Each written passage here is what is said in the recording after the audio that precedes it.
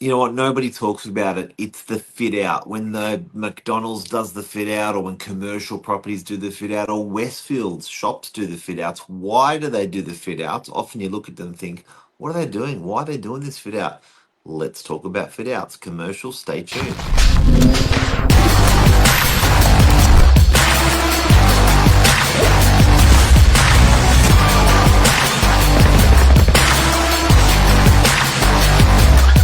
I'm the ringleader, so listen up. Michael Burgio, commercial expert. Good morning. Morning, Mark. Welcome everyone to Morning Minutes, episode 1411. Investing in your fit out. Spend money to make money. I think it is an aspect a lot of small businesses don't, I don't want to say value, but a lot of them don't do it. And there are many reasons. A lot of people just instantly assume they don't have the money, but we know a lot of small businesses that do have the money and they don't reinvest it into their fit out. What's your thoughts, Mark? Yeah, look, I think it's one of those things that people don't realize, but say you've got, your rent, you've sort of got to put an extra maybe 10% of your rent or 20% of your rent on top for that day when it comes for that fit out. So it seems like it's a good business. It seems like it's a cost of any good business. And no one really talks about it. Like, where does the money come from? Do they lend it? Do they use it from profits? Do they put it away every year? But you look at Westfields, for example, fresh, always looking fresh, all the business just shuts down. So what happens is, you just see the business disappear. You think that business was actually doing all right. I don't understand. Often they have a mandatory fit out where Westfields has in their leases that after 5 years they've got to 8 years, 7 years, whatever it is, they've got to do this big fit out, and these businesses sometimes just can't afford it. Yeah, I know when I worked at Domino's, they had the same thing. I think it was 5 years, had to redo the fit out. But once it was done, it just brought a new, fresh appeal with customers coming into the store. You got Yes. customers who were intrigued when it initially is closed down because they're thinking, oh, there's a new business going in there. And then it's like, no, they're staying. It's a new fit out. Let's go check it out. But I remember a clear example was a Chinese restaurant I used to go to, and they hadn't done the fit out in 20 years. And I know in the last sort of 5 years, they were contemplating a relocation or do they reinvest? But so they didn't, well, they therefore they didn't do anything to the fit out and it just got worse and worse. They ended up changing locations and doing a new fit out. And the first thing he said to me goes, "I wish we did this in our old premises. The work environment was a lot better, and also the customers appreciated it and all made comment on it." So it just made me, Recruiting. yeah, recruiting as well. It's easier to attract better staff, when it's looking good. But it really is a drain on these businesses, and I find business, the bigger the businesses, the better the discipline is with the fit outs. Yeah, It's a not negotiable. It's a mandatory. It's got to be done. And you know what? At the end of the day, people like we're on that threshold as well as our agency. So our agency was done what 9 years ago now. Did a yep, lovely did a lovely fit out, and then we're just going through now and repainting the whole place, recarpeting the whole place. It just and you don't realize once it's done, the conference room's being redone. Once it's done, then it's like, oh, this feels good, but it just yeah. it really hurts. It really hurts. And I think, especially even from a landlord having the standards of the external of the building done, I think where you've got to have a real broader view because a landlord will go, well, if I paint the building, do this, how much extra rent will I get for my shops? And it's not necessarily like, okay, instead of $800 a square meter, you're going to get 850, and so over 2 years, it's a 30% return REI.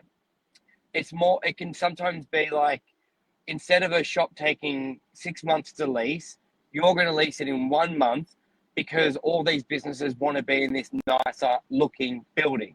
And instead Yeah. of tenants failing after a year, the business is going to do better because more customers come to the building because it looks nicer, and they're walking the kids around. It's a more pleasant, so businesses do better. So it's not necessarily a better rate per square meter initially, because you're getting value in ways you don't expect it. It's similar like billboard marketing. You put a billboard up, and your phone starts ringing. You're like, well, did it come from the billboard, or did it come from that letterbox, or was it that call, or was it everything? And it's the same with the business. Is it having the nice fit out? Is it the post on social, which looks amazing because you have a good shop fit out? Because if you've got an old rundown interior, you're not really posting photos of inside. Customers are not taking photos. So, No, and it's a lot of wear and tear. You know, yeah, when you're moving bodies in and out of your business all day, every day, it's really a lot of wear and tear on, tiles, carpet, cabinetry. It really gets, chipped and broken, and bathrooms, stuff like that. Mark, Let's give the get let's example of your Macau owner just quickly. It just reminded me. The hotel gentleman, the stories, the chairs. Mate, I remember a good friend of mine, Frederick Louis Vacedo. He was running the Crown in Sydney, and we went to visit him in Macau, and we were looking. He would be looking down like at a chair, and then there's like on one of the chairs there's like a little sort of cut or slash wear mark, and to change in an expensive restaurant, to change chairs can be 50 grand, and they would go through and change 200 chairs when one chair had that little mark on it, and it was just like, I guess it's programmed maintenance. Do you Mm, know what I mean, where people would look at the chairs being thrown out, perfectly good chairs thrown yeah, out. And it's like, no, no, this is just the programmed maintenance that has to get done on these properties. Um, but to give people a typical example, Michael, what would they spend on a refit or a refresher? So, say like can you think of a typical business and a yeah, yeah. typical refresher fit Just out? like a 60 square meter shop, which could be a physio, could be a restaurant, just a 60 square meter shop, you would be at least looking at $50,000, because when you think of a refresher, that could be new floors, new ceiling, and painting all the external walls, um, Lighting upgrades. lighting. So there That's a could hell be of a lot of definitely, money. That's there could just be cheap. yeah. Yeah, it's almost a year's rent. A 60 square meter shop would be potentially, say, $50,000 a year. So, but if you're looking at over 5 years time frame, it's you're putting away 10% of what you pay in rent to save, to reinvest back into the shop. Yeah, And obviously, it's. retail and food would be a lot more because you got more tables, more chairs. Have you seen any examples do it well with these fit outs where it's sort of it? So it's not potentially growing business. It's business. It's also potentially sustaining business that's being Yeah, done. the banks, the layouts, they Yeah, do it. yeah. Banks is Um, the banks are always doing it.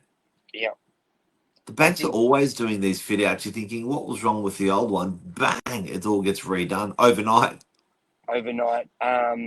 Domino's, as I said, they do it very well. I'm trying to think of and then another example of Guzman co-working Gomez is spaces. always looking fresh. Yeah, co-working spaces, because they've got to Subway. constantly. Yeah, I don't think Subway's ever changed. Well, there's an example for you. There's Yeah, an example for you. I find, and look, I don't mean to knock around Subway, but there's an example for you. I've seen some scrappy Subway stores, whereas, like, yeah, guys, you need to invest. I think particularly if you're in food, there's more sensitivity around looking fresh with your fit out. definitely. You Because know, people will judge if you've got dirty tables and chairs, cracks all in the tile, which can get mold. You're like, my food is being prepared in this premises. What's it sticky look like? What I tables. can't see? Yeah, You know, when sometimes I go to a pub and you lean on the table and it's sticky, and Yes. you're like, and then the lady comes and cleans the table and it's still sticky, and you're Yeah. like, yeah, no, not good. Yeah. So food's definitely food industry is very, very sensitive towards it, and I think those costs will go up. But it's one of those things you don't want to be spending all this money on marketing to have the customer walk through your doors and go, that place looks disgusting. Doesn't Yeah, matter if it's the best food, you'll lose them. So I think what you said is key at the beginning. When you're doing your expenses, you've got to have an extra tab, which is toward not contingency, but renovation, and you're saving 5% a week or whatever it is, yeah, because it is a big cost. yeah. But it's a hell of a lot cheaper than finding a new location thinking that's the answer, or Or it's a lot starting a cheaper new than business. Yeah. exactly or starting again. So Well, there you go, guys. That is the cost of business. You need to be putting 10 or 20% away, probably of your rent, for a fit out of your businesses. Offices, you may get a 10 year tenure. Food premises, you'll probably get about a 5 to 7 year tenure, and that's why these cats out there are always spending money on their fit outs to stay fresh. Banks is a great example. I love that, Burge.